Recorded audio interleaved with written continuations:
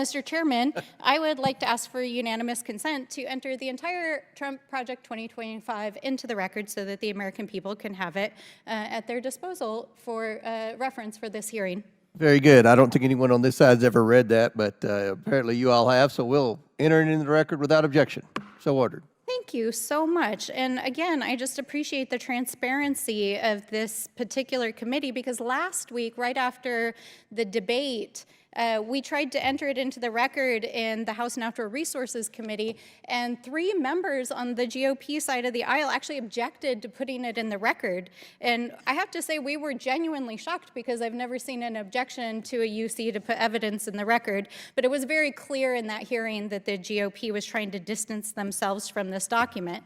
So, you know, I think it's interesting that we're here today, where we've got the authors of the document, and I just want to say welcome to the American people to your campaign stop on the Donald Trump campaign. Here we are in the Oversight Committee, and we've got a bunch of former Trump and current Trump officials. We've got authors of Project 2025, which is the blueprint for the next presidential transition.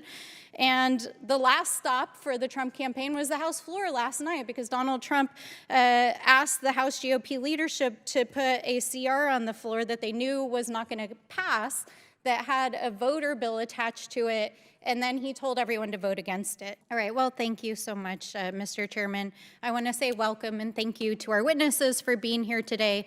I respect it takes a lot to put yourself out there to come and testify in front of Congress, and I know that some of this ground has been covered before, and I really do appreciate the transparency that all of you have brought about your backgrounds, about your positions, and about your perspectives on the policy issues. But just to kind of put it all in one place, I want to quickly go through, and I'm going to mostly state it. I'll ask some questions as we go. Mr. Carr, I know you've said this has been asked and answered several times, but just, you know, going back, we know you're currently serving in the FTC. You've been serving there since 2017, since Donald Trump appointed you, and you are the author of the FCC chapter of 2025, Project 2025, correct? It's just a yes or no. Well, so just to be clear, yes, you are. Thank you. I appreciate it. Mr. Krikorian. chapter that you reference was done in my personal capacity after getting the answer is a yes. Yes, Mr. clearance Krikorian. from the Council. I just want to clarify that wasn't in my official Mr. capacity. Krikorian, you serve as the ED of the Center for Immigrant Studies. You are also on the advisory board of Project 2025. Your organization has been actually designated as a hate group by the Southern Poverty Law Center. Dr. Hobbs, thank you for your service to this country. I understand you're a veteran and an academic.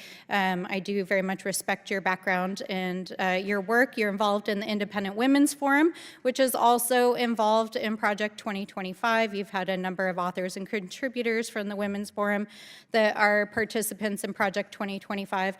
And Ms. Gunasekara, I know we've already covered this, but you're a former chief of staff for the Trump administration at the EPA, and I think you've been very clear about your role in drafting the EPA section of Project 2025.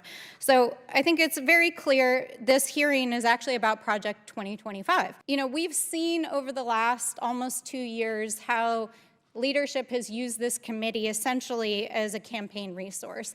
They tried to impeach Joe Biden, they tried to impugn his family, and now here we are, and we are just 48 days, 47 days until the election, and now they're trying to attack Kamala Harris and use the resources of this committee and to platform future Trump administration officials and their agenda, and to try to normalize what are frankly very extreme policies. And we heard from one of the witnesses today that in fact, not only do they support dismantling our federal government, but would support doing even more damage than was done during the Trump administration and even what is recommended inside of this book. So, you know, it's an interesting adventure here always. But I do want to take the remainder of my time to talk about, since there have been some unfounded and unfactual attacks on the current administration, to say that this administration has been one of the single most important administrations in American history in rebuilding our nation's infrastructure, in tackling the climate crisis, in defending our rights, in making sure that our country can function after a historic pandemic. pandemic. And I think we all look forward to the continued leadership under the next administration in that way. So with that, I yield back.